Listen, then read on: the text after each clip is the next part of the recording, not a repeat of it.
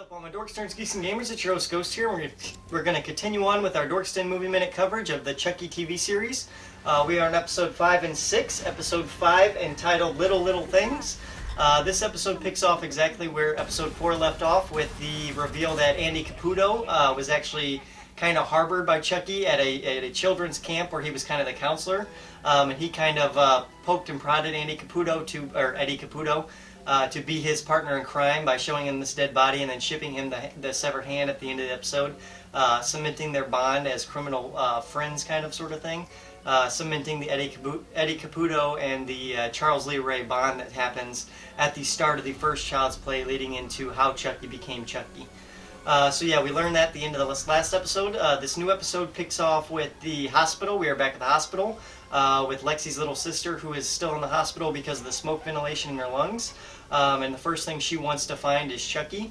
And her father brings her the Chucky doll, which is like half burned now and has the half face that we saw at the end of the last episode. So she wants nothing to do with that Chucky doll, and she ends up giving it back to her father to get rid of, and he does get rid of it.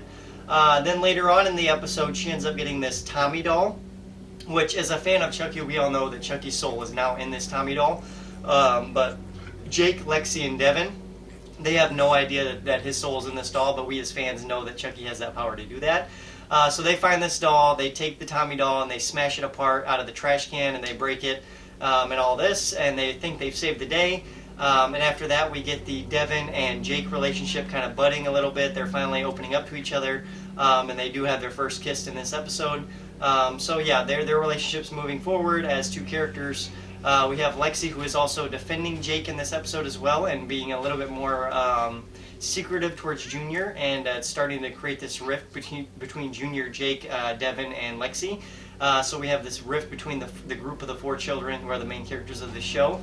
But they are all happy. They think they have killed Chucky. But at the end of the episode, we do see Chucky come back, and the half-burned Chucky, and he does put his soul in the Tommy doll before they end up throwing that other Chucky away and smashing that half-burned Chucky.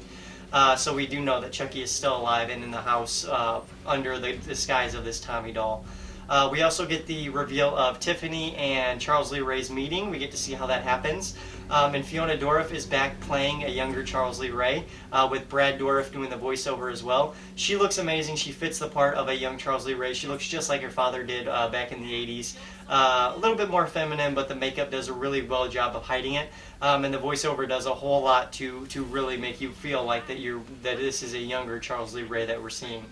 So yeah, it works really well. Great scenes. I like the flashback.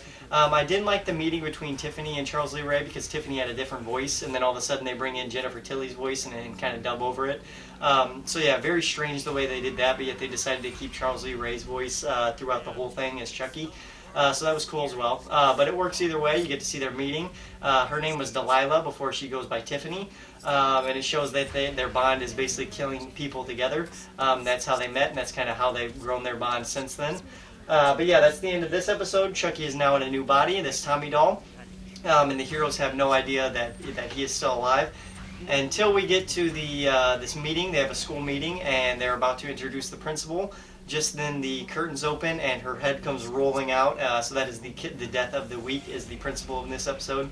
Unfortunately, we don't get to actually see her death, but it is a very nice reveal, nice surprise, and it does push the series forward into the next episode. Speaking of which, next episode 6, titled Cape Queer, which fits with the themes of the homosexuality between the main characters, and Chucky being a father of a homosexual or a transgender child. So yeah, he knows how to deal with that stuff and how to work its way around it, all this. But it becomes a major play in this next episode, starting off with Andy Barclay and Kyle, who are like Men in Black style, having black suits, pulling out pistols, and going around every house and killing these Chucky dolls, which is fascinating because these Chucky dolls are evil dolls, because they do actually turn. Like you do see Charles Lee Ray come into the doll and possess it before they shoot it. So yeah, Charles Lee Ray is not just in Hackensack. He is basically everywhere in the United States, sending Chucky dolls to wherever he can for whatever agenda he has.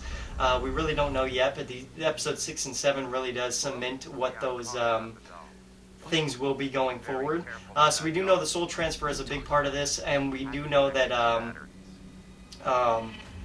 we also start to learn that the mother character, Junior's mother, and Logan's wife, she's had a secret this whole series. We don't know what it is. We find out that she is terminally ill with cancer.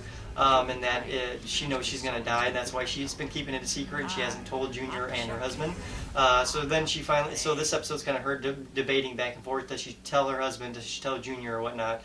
She does decide to tell Junior, and Jake kind of overhears this, so he kind of knows what's happening, and he feels bad for Junior, but he doesn't really know how to bring him into the whole Chucky situation with all of this, with his mother going down as well. So he kind of backs up and lets Junior deal with it on his own right, while they still kind of know that Chucky's around, so they're trying to find out where Chucky's at and what he's doing. So yeah, very cool scene. But that leads to the mother character taking Junior up to this office where she works because she's got to grab a few things from the office, I assume. And then Chucky is in the office building with her. They're up a few floors, I would say probably 60, 70 stories, however many, I don't know, they're high up there, they're on a skyscraper. She goes to turn and look out the window, and as she turns around, Chucky rams this drinking cart into her, pushing her through the window, so it looks like a suicide because she was terminally ill, so they assumed that she would have killed herself. And the way it was done was so good. The music was perfect. She fell through the sky in slow motion. She lands on the hood of the car, through the windshield. Her face goes through the windshield right in front of Junior's face. Absolutely terrifying. Really well done. And it definitely pushes Junior into the next phase of his character arc, where he's starting to listen to Chucky and listen to his lies and believe what he's saying, and maybe he will be the one to go down this path of murdering some of the other kids or people in this town. We still don't know why Chucky's in Hackensack, or why he's killing the parents, and maybe, or why he wants the kids to do the murdering for him. But I'm sure it has something to do with voodoo. Maybe it extends his powers or makes them more powerful for some reason, who knows. But I'm sure we're going to find out in episode 7 or 8. But yeah, 2 very good episodes. Episode 5 I'm going to give a 7 out of 10. I did like the relationship stuff, but I don't think it should have taken as much as a focus as it did in that episode, which I knew was going to happen, so it's fine. I know every series is going to have a weaker episode in there. But this is that for me. I also wasn't a huge fan of the Chucky in the hospital stuff, him falling in the needles and going a little bit crazy. It was a little bit over the top for me, much like with the barfing death of the first episode. A little bit over the top for Chucky to do, but it was cool. It worked a little bit. It was still in his character, so it wasn't too much that would break the whole series. So yeah, toned it down a little bit on the Chucky craziness, the goofiness, the seated Chucky style. I'm not too much of a fan of that. But I do like the return of Tiffany. I do like the return of Fiona Dourif. She does come back as Mika. She has this blood thing now. I don't know if it's blood or liquid, but whenever liquid lands on her face, she turns back into Nika from Chucky. So she is kind of fighting in her own battle to stop Chucky in this way. In episode 6, we also get a little bit of Nika as well, with Tiffany, who likes Nika over Chucky in the body. So she wants to keep Nika out as much more than Chucky as well. So she's kind of on Nika's side, but kind of on Chucky's side as well, and you kind of don't know where Tiffany lands in all of this. So that's really fun to see as well. And Tiffany gets this package as well that she sends to Logan, which I assume was a Chucky doll, but I think it could be a Tiffany doll. I don't know. We're going to have to wait and find out. And there's some stuff with the science teacher getting arrested for the murders. And we find out that her record's actually not as clean as she claims it is. So maybe we'll find some more secrets out with her as well. Maybe she's Glenn or Glinda or something like that down the line. But they're setting a lot of stuff up for these last 2 episodes. I cannot wait to see where they take them. 7 out of 10 for episode 5. And I'm going to give I'll give it an 8 out of 10 for episode 6, because I did like how much they're pushing this series forward. And that death in the skyscraper was absolutely fantastic, and it was worth every penny of that episode. So yeah, 7 out of 10, and 8 out of 10 for the episode 5 and 6. That is my thoughts on it, guys. Let me know down below what you guys thought of these 2 episodes of Chucky. Did you enjoy them? And tell me what you think the series is going to go in the future. Are you liking what they're doing with Andy? Do you like what they're doing with Jake and Devin? Do you like some of these other third-party characters like Lexi? Let me know down below. Make sure you like, subscribe, and share. And as always, guys, keep it right here on Dorks Den. I've been your host, Ghost. Adios.